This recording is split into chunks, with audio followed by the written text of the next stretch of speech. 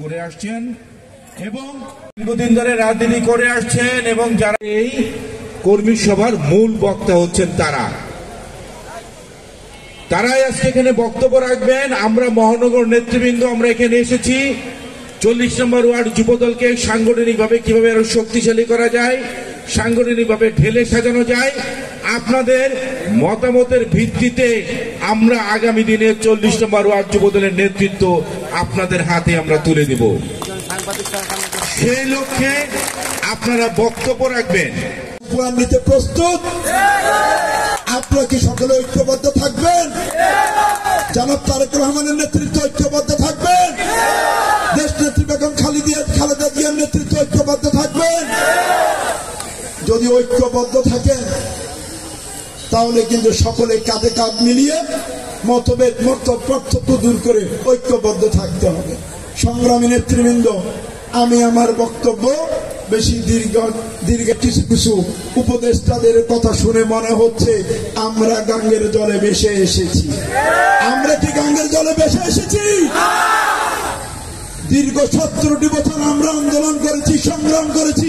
আমাদের দল থেকে বহুত নেতা কর্মী গুম হয়েছে, খুন হয়েছে, অঙ্গহানি হয়েছে। বাবার জানাজা আমরা অংশগ্রহণ করতে পারি নাই। আমাদের রক্তের বিনিময়ে সারা বাংলাদেশের ছাত্র, যুবক, শ্রমিক সকলের নেতৃত্বে আমরা যে আন্দোলন অংশগ্রহণ করেছি সেই আন্দোলনের মহানায়ক ছিল জনাব তারেক রহমানের নেতৃত্বে মহেন্দ্র খান এসেছে 5 আগস্ট। সেই আগস্টে শেখ হাসিনা বাংলাদেশ থেকে পালিয়ে গেছে।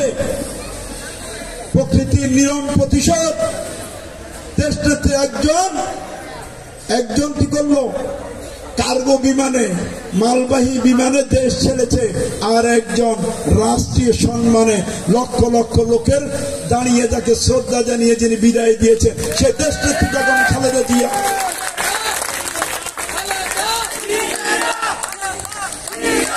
ফাঁসিবাদীতে বসে যত রকমের ষড়যন্ত্র করো, আমরা জাতীয়তাবাদী যুবদল ফাঁসিবাদকে রুখে দিব ইনশাআল্লাহ। সংগ্রামী নেতৃবৃন্দ, সংস্কারের নামে আর সময় ক্ষেপণ করবেন না। মানে জনগণের ভোটের মাধ্যমে নির্বাচিত সরকারের হাতে ক্ষমতা হস্তান্তর করুন, না হলে অনেকে পালিয়ে গেছে, আপনারাও কিন্তু পালিয়ে যাওয়ার সুযোগ পাবেন না। সংগ্রামী নেতৃবৃন্দ, আমি আমার বক্তব্য এখানেই শেষ করছি। দীর্ঘ 16 বছর আন্দোলন করেছে, আমরা কিন্তু উড়ে এসে বসি নাই। আমাদের যুব দলের বয়স কিন্তু অনেক দিন। আমরা জানি কে দীর্ঘদিন রাজপথে ছিল, কে আন্দোলন করেছে, কে সংগ্রাম করেছে। তারা মিছিলের সামনে এসে ক্যামেরা শো আপ করে আমাদের কাছে গায়ে আমরা জানি। সুতরাং এই ধরনের রাজনীতি খেলা আমাদের সাথে খেলে লাভ হবে না। দেশের করুণ অবস্থা বিরাজ করছে।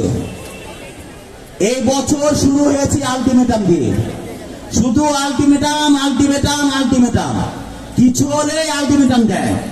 উপদেষ্টা মন্ডলে কিছু সদস্য আছে, আপনারা দেখেন, যে ছাত্র সমন্বয়ক, সেই ছাত্র শিবির, সেই বৈষম্য ছাত্রদের সংগঠনের নেতা, সেই নাগরিক কমিটি, সেই আবার কে ছাত্রলীগ। একজন মানুষ এতগুলো রূপ ধারণ করছে। এই বাংলাদেশ জাতীয়তাবাদী যুবদল, আমাদের এই ভারপ্রাপ্ত চেয়ারম্যান আমাদেরকে নির্দেশ দিয়েছেন, আপনারা দেখেছেন। আমাদের দলীয় পরিপন্থী কাজে যারা লিপ্ত আমরা বহিষ্কার করছি, সকল করছি। এই গুপ্ত সংগঠন না আছে আগা, না আছে গোড়া, হঠাৎ করে আসে। তাদের কমিটি কোনো ঘোষণা দেয় না, তারা কোনো ইউনিট কমিটি নাই, ওয়ার্ডের কমিটির কোনো কাগজ আমরা এই মানুষ দেখতে পারে না। সাধারণ মানুষরা তারা প্রত্যেক হঠাৎ করে আসে, বলে যে সে নাকি এই এলাকার একজন এই নেতা। তাদের কোন কমিটি আপনি দেখেছেন?